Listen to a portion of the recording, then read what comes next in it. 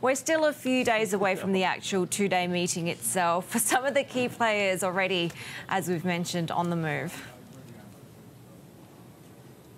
Yeah, that's right. Kim Jong Un already on the move with his negotiating team, as well as family members. His sister, of course, who made her debut on the international stage with her charisma at the Olympics in Pyeongchang last year. She's apparently on that train, as well as the key negotiators.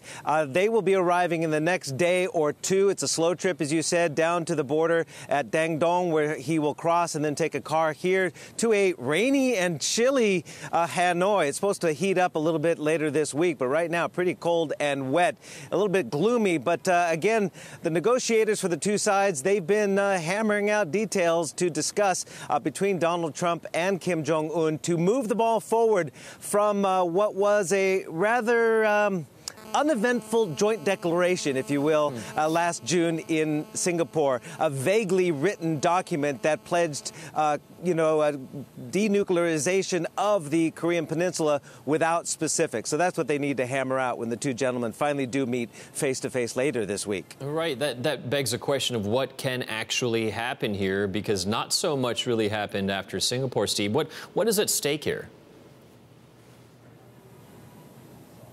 Well, a lot is at stake, of course. A year and a half ago, there was lots of saber rattling. There were missile tests over Japan. That has all come to a halt. But again, the tension is still there because we do not have a clear course of action from the North Koreans. And that's what the U.S. administration is going to seek from the North Koreans. And that is all along CVID, complete, verifiable, irreversible denuclearization. Now, they didn't get any of those things or pledges for any of those things from the North Koreans in Singapore.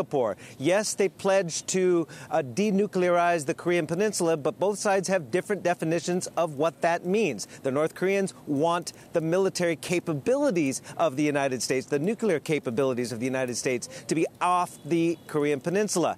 So two sides to that.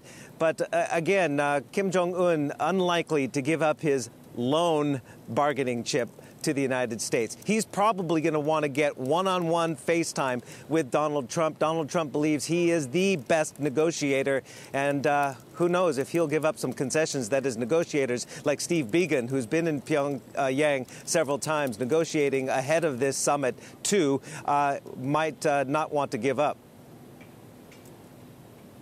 Yeah, Steve, other than playing host, of course, what other way is Vietnam really involved in this summit?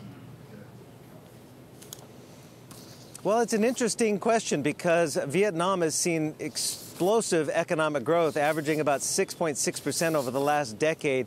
I've been coming to Vietnam many times over my 30 years here. I've never seen it so vibrant and transformational. It is really booming right now. And a lot of people are saying Kim Jong Un could use Vietnam as a good model for its economic transformation. It's a one-party, socialist-ruled country with a booming economy and a strong manufacturing sector. This is what Ben Zippendorfer, he's a noted economist, told me about how Pyongyang could possibly see Vietnam as the model.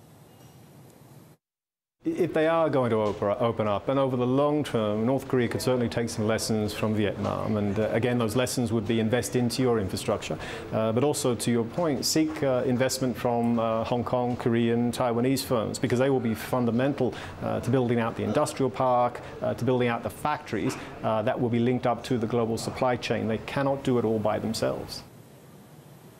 So it seems as though the White House and Donald Trump feel that the best alternative case to, of course, having a nuclear arsenal in Pyongyang is to have a strong economy there to divert Kim Jong-un's attention. And in fact, Donald Trump over the weekend tweeted as such: North Korea, under the leadership of Kim Jong-un, will become a great economic powerhouse. North Korea will become a different kind of rocket, an economic one.